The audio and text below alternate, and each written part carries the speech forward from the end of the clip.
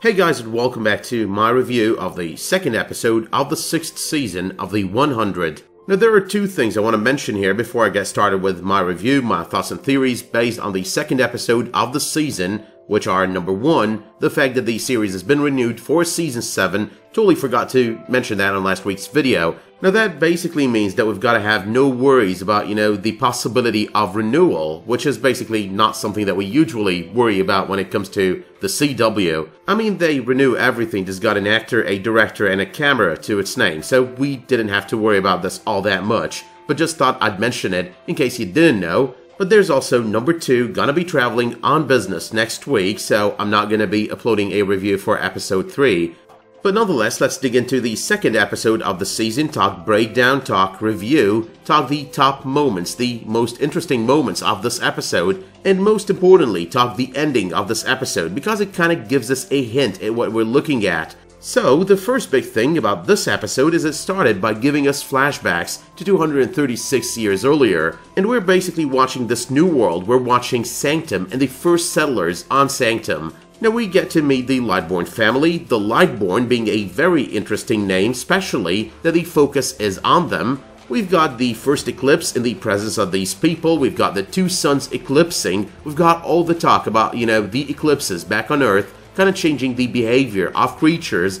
But over here, and as we've already seen with Amori on the first episode, it also changes the behavior of humans. Now this season is basically pulling all the great stops from a lot of other TV series. On my review of the premiere, I started talking about how, the situation with this moon, bad shit going on this moon, kind of reminded me of The Expanse, Ganymede and whatnot.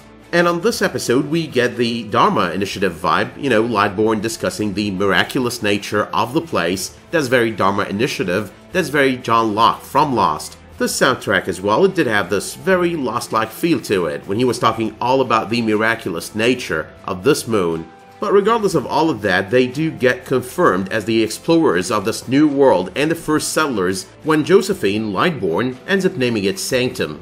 But this season though is not only pulling inspiration out of great TV series out there, but also pulling inspiration out of history. We've got the Primes reference in last week's episode, which basically felt like a reference to the Founding Fathers. On this episode, Senior Lightborn, the father, is basically referring to this place as the New World. So we're basically getting a reference to the Americas and Oceania back when they were all a New World. Now I'm going to talk one final reference over here. You can call it a reference, a feel, a vibe, an inspiration, doesn't really matter. But the entire psychosis infecting Lightborn, he's out there trying to kill his wife, trying to kill his daughter, Sanctum is mine. It did feel like it was pulling out of a page in the Lost Handbook. You do need to remember over here what Benjamin Linus did to the Dharma Initiative, killing them all, his father included. You also need to remember his obsession with the island and the fact that he did sacrifice his own daughter in order to protect the island. Okay, so let's talk about the two surprises that we got close to the very end of this episode.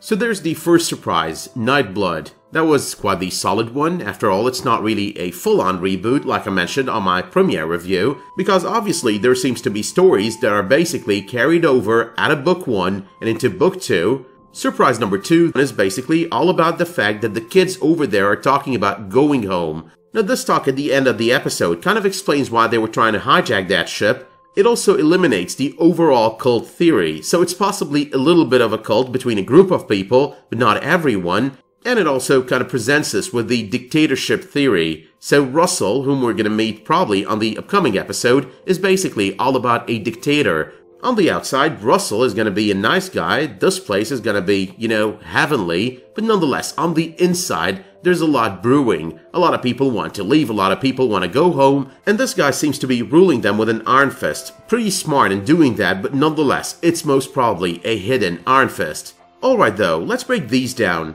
So speaking of the Nightblood, we do know that Becca first developed it, first created it for the Aegis Corporation, the serum itself. The objective was for it to be used on prisoners and colonists, people who spend so much time in space and need protection from radiation. So we do know that this is tied to the Aegis Corporation because we did see the barriers, the radiation barriers around Sanctum that's been used by these people, so it does tie in with the Aegis Corporation. But anyway though, I've already discussed the possible implications of the second surprise. You know, the "are you here to take us home" surprise, so I'm not gonna waste any more time discussing it again. But moving on though, and before I get to end this video, let's talk quickly about all the other highlights on this episode, you know, when it comes to our people, the 100, and everyone who came with them. Alright, so number 1, Raven realizing that Sean is dead. Now that was a pretty emotional moment. It's gonna have implications on the upcoming episodes when it comes to the character of Raven, and I love how the episode gave us a reminder that Raven is gonna freak out when she finds out that Sean is dead.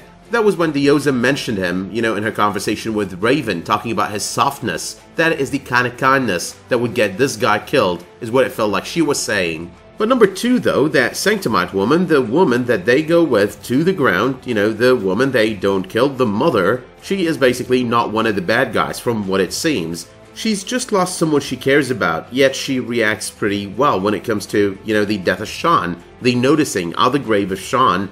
The reaction by Raven over there, you know, she seems to have sympathy for Raven and how Raven feels for the death of Sean. The other thing though that we get to notice when it comes to her character and the character of those who boarded the ship with her is that they are basically a crossover, you know, between the Grounders on the first few seasons and the people of Mount Weather. On one hand, you've got the Nightblood, and that's pretty much screaming Grounders, screaming Conclave, screaming a lot of things that we did watch on the first 5 seasons. And on the other hand, we've got a more civilized society and one that lives in a place that does look like a mountain, kind of all put together, reminding us of Mount Weather.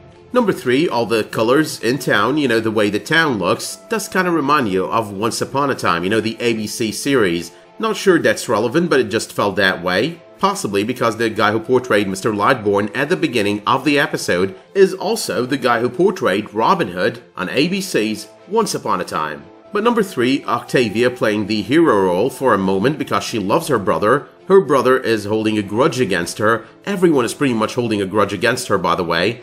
But she's gonna have to redeem herself, and she does seem like she's on the road to redeeming herself. I mean, she's still a bitch, but nonetheless, the moment that she asks them to do it, like kill her, that's basically all the pain inside. There's definitely a conceited person in there, a person that thinks she was the savior, but at the same time, that person is conflicted with the fact that everyone hates her. She realizes she did a lot of wrong, but she also seems to be pissing everyone off because she wants someone to kill her, someone to end her life and her misery. Number 4, the entire sequence with all of them losing it was kind of interesting and entertaining to watch. Now, the majority of that entire sequence is kind of self-explanatory. There are 3 takes out of it, so that brings us to number 5. The first of these 3 takes happens to be that Clarke is in a struggle over who she is, what she's done, you know, all the mistakes, all the bad decisions, and all the bad choices. Number 6, the second of these happens to be all about Bellamy because he does harbor a certain level of anger towards Clarke. Yeah, he might say he doesn't, yeah, he might say he cares, and he still does, by the way. But nonetheless, deep inside, there's a little bit of trouble going on there, brewing in there, and that is going to probably surface like sooner or later. Number 7 is not as much of a take as something that I really liked about this entire sequence. I did love how the episode did not go for the regular cliche. You know, Clarke is the only one uninfected, she's the savior. But they rather went with Murphy. That was a great thing, by the way. Really loved it because Murphy is basically my favorite character on the series. So yeah, making Murphy into the unsuspected, unexpected hero, you know, the one that actually saves Clarke from her own self, that's pretty great, by the way.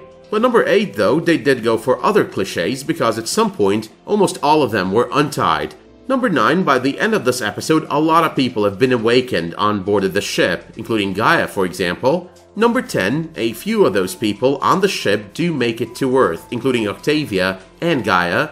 And finally, number 11, Daviiz dealing with the intruders on board of the ship. That was basically my favorite sequence on this episode. Really loved it. Every little bit of that sequence was just amazing. With that being said though, my work here is done, so let me know in the comments down below what you thought of this episode, what your favorite moment was, and what you think is happening over here. Let me know what you thought of all those theories that I presented. Which one do you think is true, or which ones? And of course, if you have any thoughts, any new theories, do let me know about them in the comments down below.